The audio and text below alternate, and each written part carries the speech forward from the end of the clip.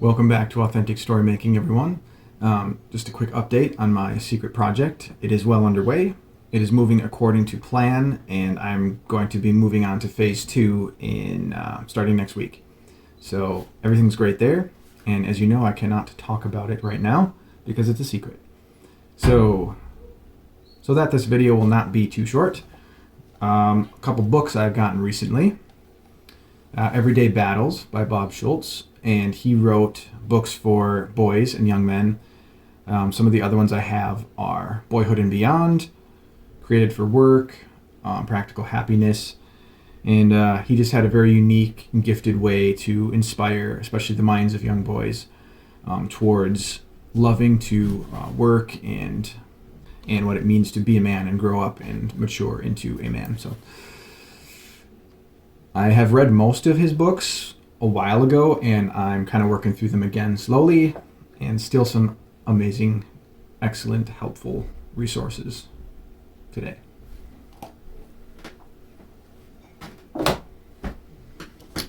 Another one I got is by David Jeremiah, The Coming Golden Age. And this one says 31 Ways to be Kingdom Ready.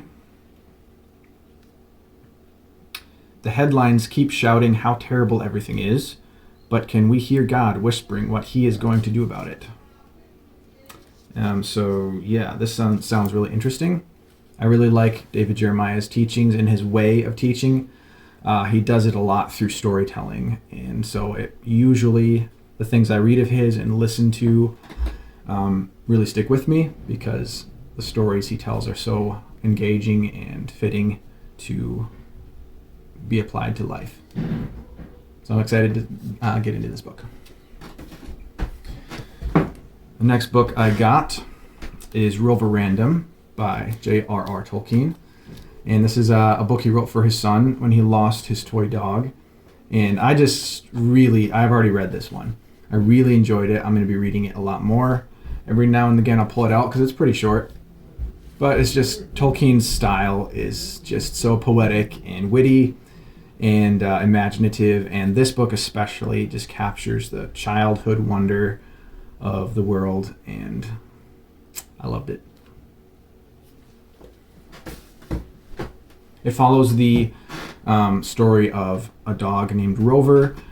Eventually he comes to just be named Roverandom because he keeps meeting other dogs named Rover, and it kind of follows his adventures of getting back to where he started because he was turned into a toy dog. So I also picked up at Goodwill How the Irish Saved Civilization, and this is what I'm currently reading.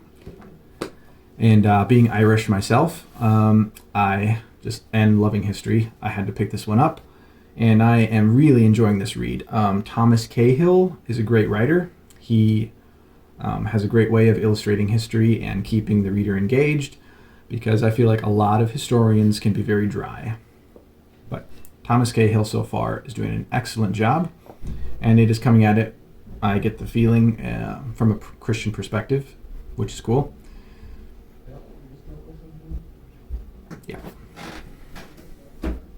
One thing I'm getting from that book so far is just the truth of how much that we are taught about history and that we know about history is very much conjecture and assumption based on fragments that we have from the past. And to me, that is very intriguing, just to think how much is unknown, especially like this is kind of covering the period of the Dark Ages, especially that time, how much was lost from the fall of Rome and then getting into the medieval era after that.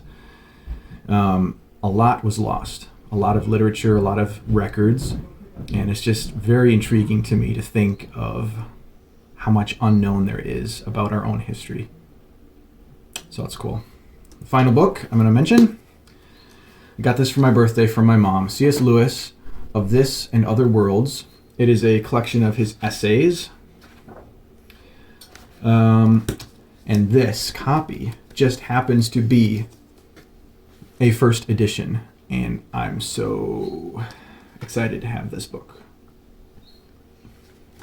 So, like some of the topics in here are sometimes fairy stories may say best What's to Be Said, on 3 ways of writing for children.